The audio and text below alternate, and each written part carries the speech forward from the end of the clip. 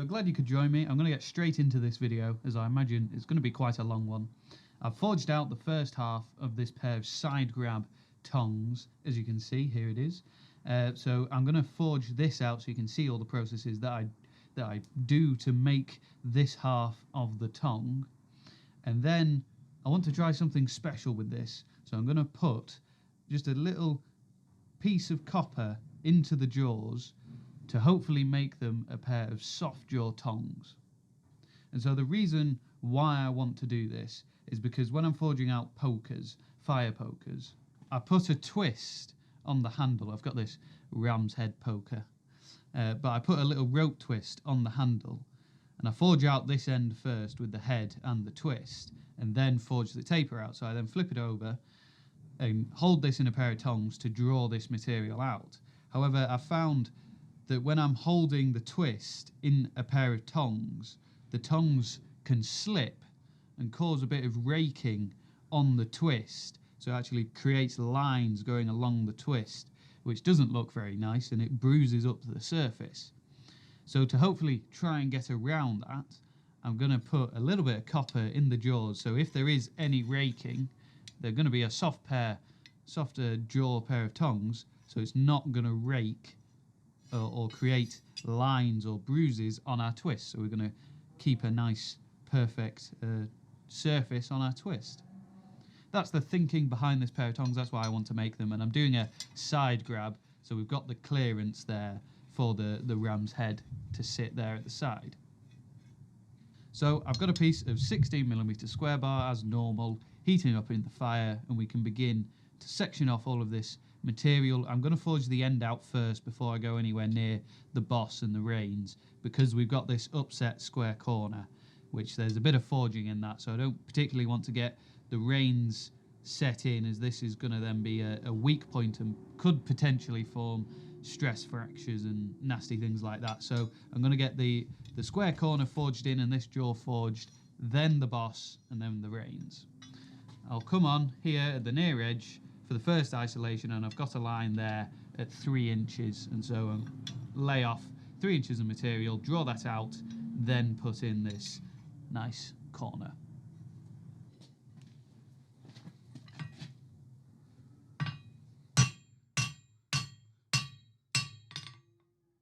You can see we've got it nice and thick there. It's much thicker than what it's actually going to be like when we've finished with it. But what I'm going to do is create another small isolation there. So just a little bit of a step into this steel. And that's going to be the start of our corner. So we're then going to bend that isolated material down, or rather bend it down where that step is, and that will form the start of our corner. I find that just makes it a little bit easier to forge the upset square corner, because there is a bit of forging in there to get that material into the corner. And so creating a small isolation and then bending away from that, leaving that nice corner that we've just created, just means that this is going to take less time to form. I think it's 2¼ inches of material to where that little isolation or step is.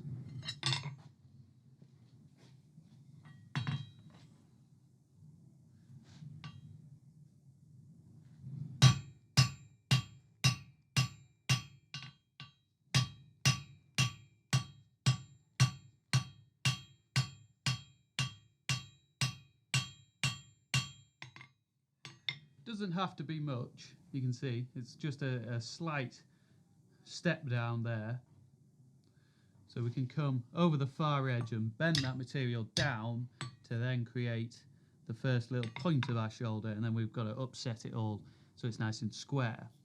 Because if you were to just bend this, you'd end up with a round corner, whereas I think a square corner is going to be much stronger, which is why I'm doing it. I mean, it also looks a little bit nicer than just a simple bend in the end, but I think it's going to be a stronger structure, a stronger shape, so the tongs are going to perform much better.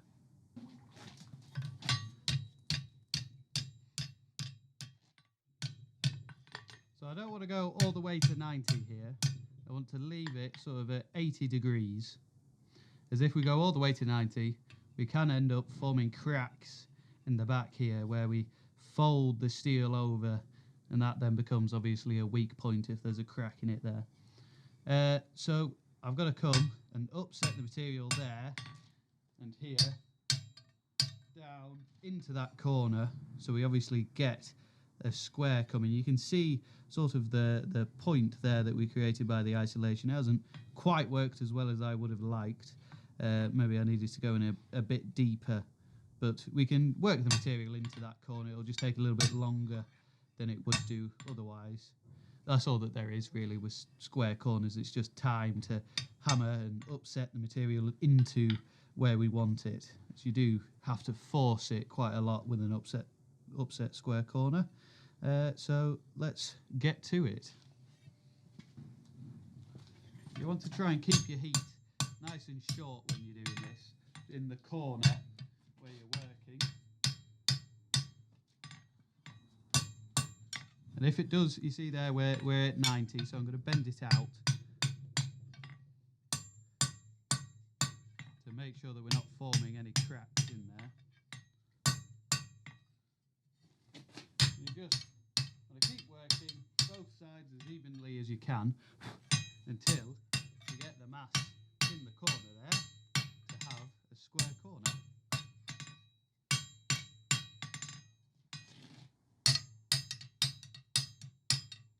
You see at the end of the first heat we've already beginning to form our corner. We just have to keep on working it and gradually bring this in closer and closer to 90 until you have that nice square.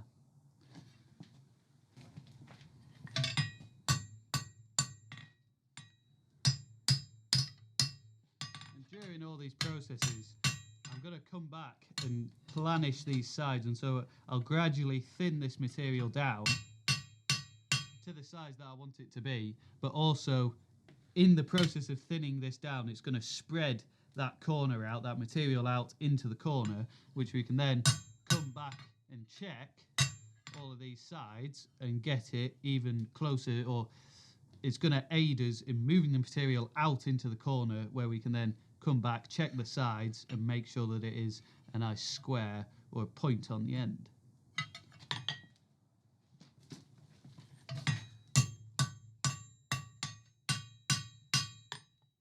So I'm pretty happy with that corner. The next thing to do is to draw this material out a little bit more, so we've got a bit more length on it and thinning the end down, and then we've got to put that shape in to hold the bar. It's a 12mm round bar with a twist in, so it's about 12mm round. So we've got to sink that into the swage block once we've got this material drawn out.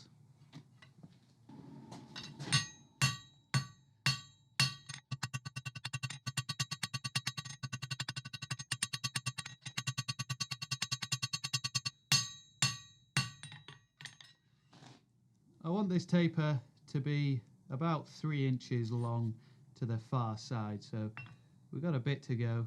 But we're getting there. I think I'm going to use this swage to sink the material in. Obviously you can see that it's not quite a 12mm radius. Obviously this swage is much larger than a 12mm radius, or 12mm diameter, sorry. As we're going to be putting a little sheet of copper in there, so that's going to add, I think it's 2mm thick, or maybe 1mm thick actually. I think it's 1mm thick, so that'll add 2mm to the overall diameter. So we want this to be a diameter of about 14mm, but obviously the twist as well is going to create irregularities in the circumference or the diameter, as there are high spots and low spots, and so it's not going to be a perfect circle, but we want to get it as close to that as we can, obviously. So I'm going to be sinking it into this with a cross peen, and then you can see I put a little outward bend on, and so hopefully we're going to be putting a rivet through there and then another rivet somewhere over here for the copper to be attached to the jaw. I might actually put the rivet even all the way back in the corner here, and I'm going to rivet it on rather than say brazing it or anything like that, as I don't really want to be trying to braze copper onto a pair of tongs that is then going to be almost certainly at some point in its life getting above the temperature of brazing. And I mean, that is going to be a problem with them, is the tongs are going to have a little sheet of copper in, and so if they go above a certain temperature, of course the copper is just going to melt. So we are going to have to be a little bit careful when using this pair of tongs. But hopefully they're going to be nice, they're going to be good to look at. I think it's going to be an interesting one to make, definitely. So let's get to sinking this little bit here, which is actually what we're going to use to hold the material, and then have a think about what to do next.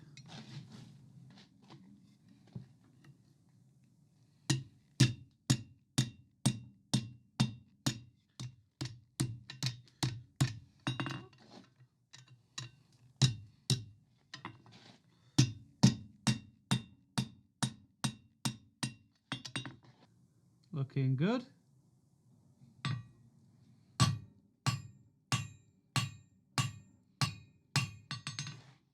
Take about a cube of material for the back of the boss.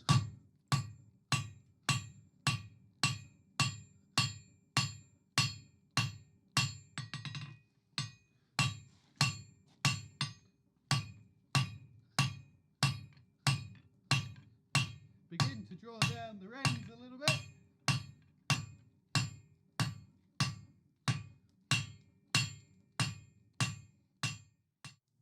Now I want to refine the boss so we have a nicer shape. It's a bit long at the moment, so we can smoosh it, always the technical term, upset it in, gaining some width. A nice high heat, and I've swapped over to a lighter hammer so it can be more accurate, because I really don't want to miss hit here. Because if I do miss hit, what can happen is I can form folds, which will then create cold shuts and cracks, which you never want to do. We've got a bit far there. And so having a lighter hammer, it can be more accurate, and so the likelihood of forming these cold shuts is much less, or at least hopefully it is. Also the angle there, I'm just off the anvil, and that again is going to help us to prevent cold shuts and cracks forming as we're forging over the far edge of the anvil.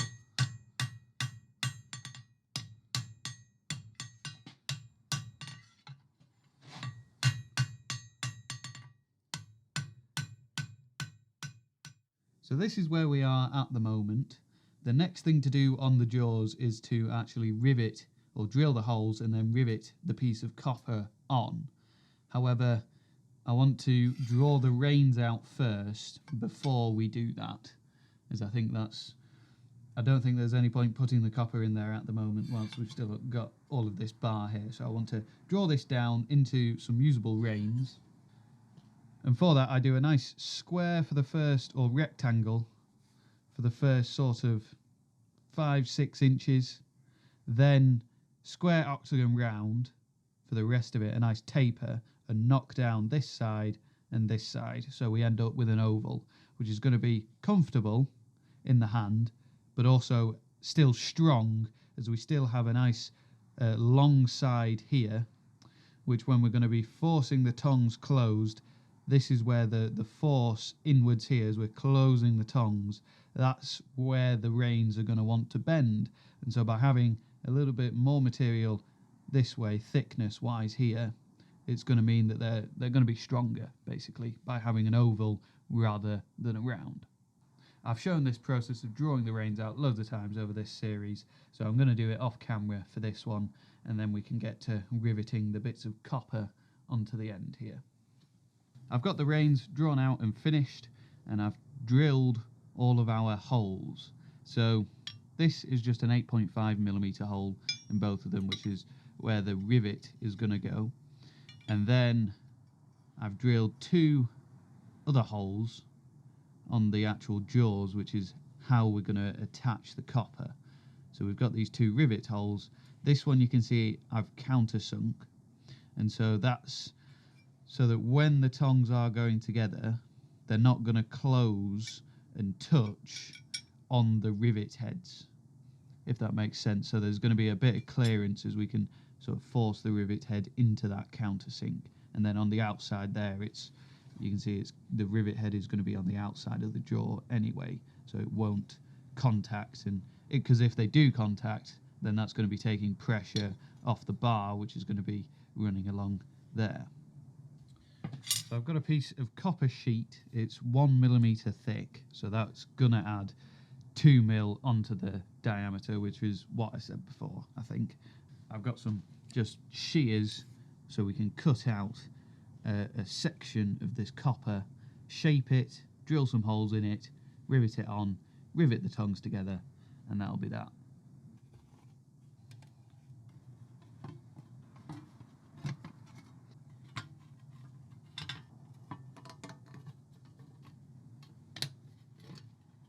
There we go, there's our little piece of copper.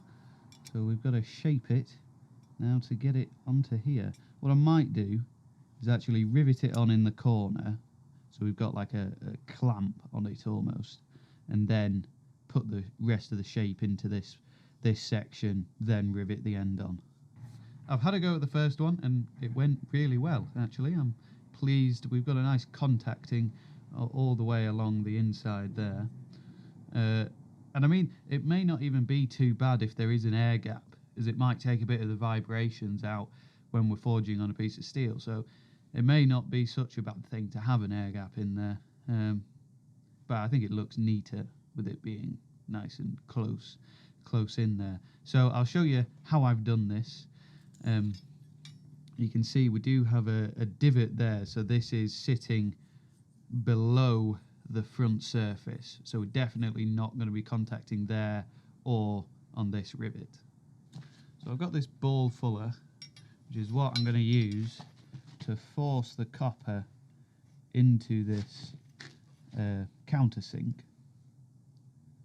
and I want to be over, so this strip of copper is oversized, so I want to make sure that I am over, and then we can file it back so that it is then perfectly in line with the outside of the jaw. Just got to guess where the countersink is at the start.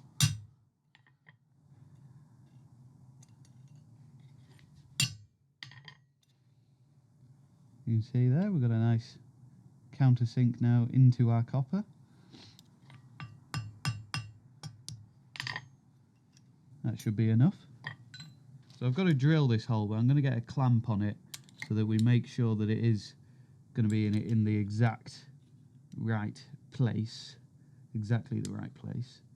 So I'll just use a pair of mole grips and then drill through from the underside to make sure that it is going to be in exactly the right place. And then I can just run a countersink through it just by hand to deburr the edges of the copper. So to rivet this together, I'm going to leave the clamp there, and then I've got this tiny section of 4mm rod, and so this is actually bright mild steel, so it's a slightly different mild steel to what I would usually use for like the rivet that we're going to put in there. Generally when I do rivets, I'll just use a section of rod rather than using bought rivets, as a rivet really just makes itself. As you hammer on the top, the anvil will be doing the work on the bottom. So you just got to be careful to section off your material even on both sides, and then you'll get even rivet heads forming. But anyway, I'm going to do this cold, and so usually I don't do it cold, as what can happen is we can work hard on the material and then you'll get cracks forming in the head of your rivet. However, with this small section of bright mild steel, I find that because it is a slightly different steel, it doesn't work hard and quite as quickly, and so we can actually just rivet this cold.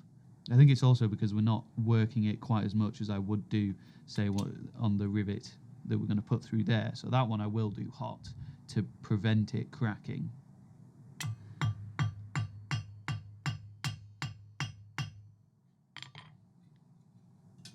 And I've dropped the rivets, so that's a good start. These holes are 4.5 millimeters, so there is a bit of clearance on it, which is why it slid out there. And I can't find it, so just give me a minute. I'm looking for like the smallest thing you've ever seen. Right, I'm just going to cut a new... Oh! No, I'm just going to cut a new one. Got my new rivet. Hopefully it's going to stay in there this time.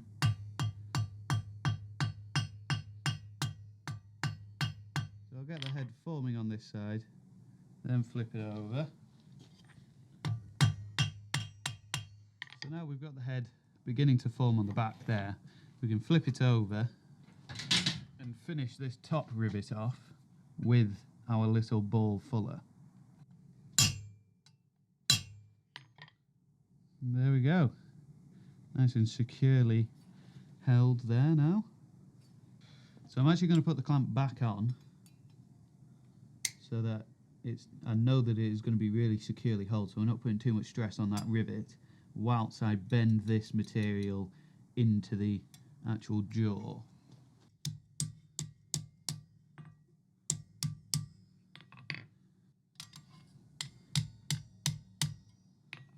So now I'll move the clamp into the middle so that it can pull the copper down and hold it in there. Like that. So you can see we haven't got an air gap there. We've got to bend this little section of material over.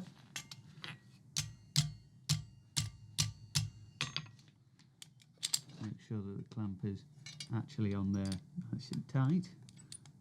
So I want to make sure that this is all clamped together so that when we drill this hole, the hole again is going to be in the right place. So I'll drill that hole and then we can rivet this side of the copper on.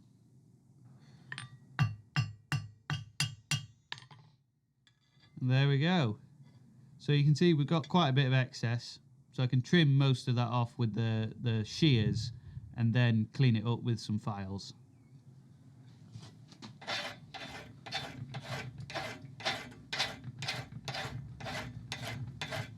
You'll notice how I'm filing this as I'm filing away from the steel, so any burrs that we create are going to be on the far side, so we can then just file those off. Whereas if I was filing this way, we run the risk of putting a burr in between the copper and the steel, which is more just a looks thing really, but I thought I should mention it. Filing away so we can create the burr on the back side, and then we can just take it off. We're all ready to rivet them together. This is the moment of truth to see if they're going to come together and actually work as a pair of tongs. I've got a piece of 8mm rod heating up in the fire. That's what we're going to use to rivet them together. So let's get it done.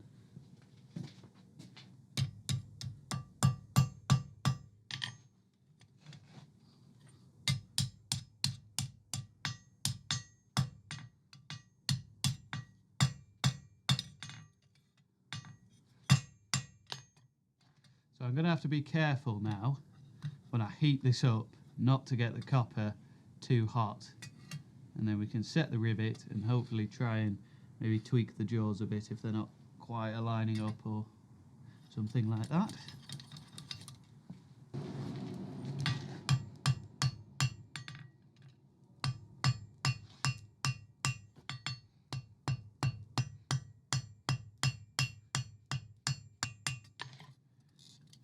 Just keep working them to make sure they're nice and loose.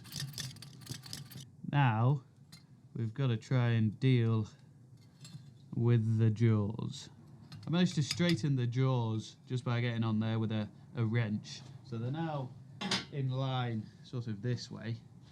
I've got a stop which I'm going to put in there and then tap the jaws closed a bit, as obviously that is much wider than 12mm round bar at the moment. So we've got to bring these jaws in a bit.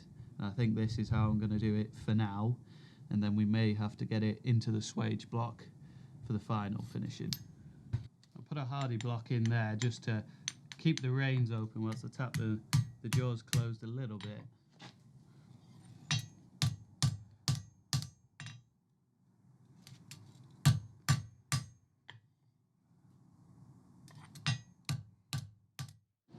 this is sort of as hot as I want to get the copper, and I'm going to try and force this shut a bit.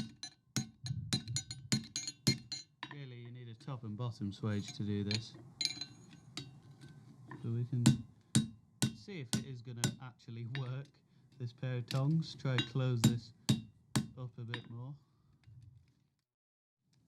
So unfortunately this didn't go quite to plan, as I've ended up making a pair of tongs for 16mm round bar instead of 12, just because I couldn't get the heat on the jaws with the copper in them, so I couldn't change sort of the diameter of the jaw to hold 12mm round, and so it's my mistake from the start of making the jaws where I just sunk them in a swage that was too wide a diameter. I should have used a smaller diameter swage, and then that would have left us with a 12mm jaw rather than a 16mm jaw. I mean, they're still going to be a usable pair of tongs, and I'm excited about the prospect of making soft jaw tongs. I think the idea's there, but I just didn't execute it quite as well as I would have liked.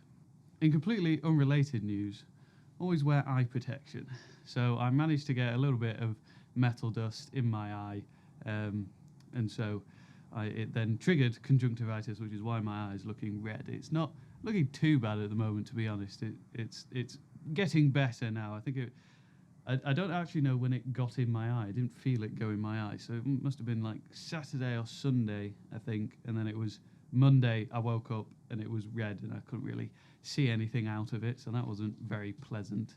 And then I went to the doctors, and the doctors, lovely NHS, you know, they're brilliant really when you need them, and I feel like a fool for doing it, so I can feel like a fool so you don't do it, so always wear eye protection. But anyway, the doctor managed to get this little bit of metal out of my eye, and now I'm okay. I'm on the mend, but yes, it wasn't very pleasant. So even if you're just grinding something for 2 seconds or anything like that, just always put eye protection on. So as I said, I feel like a fool, but hopefully I can prevent you from doing it, even if I'm stupid enough to do it myself. So I'm going to get all the pairs of tongs out that we've made over this tong making series, which has sort of been like a month now, just to round off the series and conclude everything, and it means that you don't have to look at me nasty eye anymore. So here are the 7 pairs of tongs that we've made. I don't think I've ever sort of made this many pairs of tongs in this short space of time. I think in my whole blacksmithing life I've probably made less than 20 pairs of tongs, so not very many really. But I'm really happy with these, and I get to use all of these now during the day-to-day stuff, which actually makes all the money. I think the pairs that I have been using the most are the box jaw, the hollow bit, which I didn't think I would actually use that much, and then the bolt jaw tongs. They've been really good. The box in particular is just super useful at holding flat stock. And I'll link all of these videos at the end if you want to watch any of those. But yeah, I'm just really pleased with how they've all turned out. I think they all have a nice similar look, and therefore a sort of professional look to them. I would never claim to be a professional tool maker.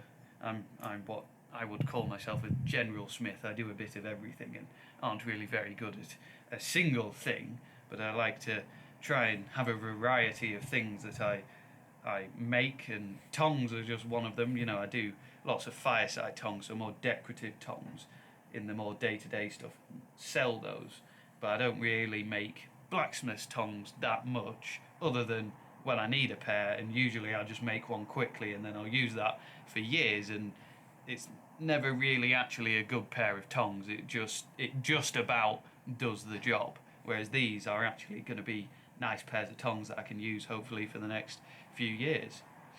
So I think the soft jaw tongs are a good idea, but as I said before, I just didn't execute them very well. I think a better blacksmith would be able to do this much better than I have done. But it was just an idea that I came up with. And I mean, if anybody has ever seen soft jaw tongs or made a pair themselves, let me know, as I'd be interested if other people have done it, if you know what I mean. Other people have thought of doing this, and the reason why I've done it is to hold twists, so you don't create raking and bruising on the twist, which can happen if the twist is moving in between the jaws. But I'd be interested to know if anybody has ever thought or has made a pair of soft jaw tongs. So there we go, that is it, the end of the tong making series. It's been rather fun for me. I would say that I have actually learned quite a lot from it, and I hope that you have too. The next thing, the next big project, I'm actually not going to reveal it now, but it is, the next big project is going to be much more arty. It's going to be a sculpture. I've got another mini sculpture to do first, which is going to be a sea serpent. So that is probably going to be the next video, which I think that's going to be pretty cool, a sea serpent, and I'm going to put it in a rock. And that is going to be linked to the bigger project, which I will reveal at the end of the sea serpent video. And to be honest, the bigger project is just another one of these things that I want to make, and so I thought I might as well film it. Like all of these tongs, I was going to make them all anyway, just because I needed a load of new pairs of tongs. But then I thought, well, I might as well film it, and you people can see me, in the case of the side jaw tongs or side grab tongs, getting things wrong. But yeah, creating some pairs of tongs so that you can see me do that. Anyway, the next one I'm going to be excited for. It's a sculpture. I'm not going to reveal anything else just yet. I'm babbling on, as always. I'm just sort of talking to myself in the forge, speaking like a madman. So I think I'll leave it there for today, and I'll see you on the next video.